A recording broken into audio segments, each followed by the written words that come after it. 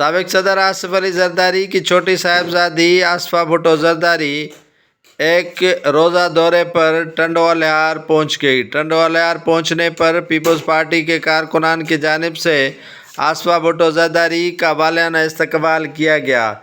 آصفہ بھٹو زرداری کے استقبال کے لیے پیپلز پارٹی کے امیدواروں کے ہمراہ پیپلز پارٹی کے کارکنان کی بڑی تعداد موجود تھی۔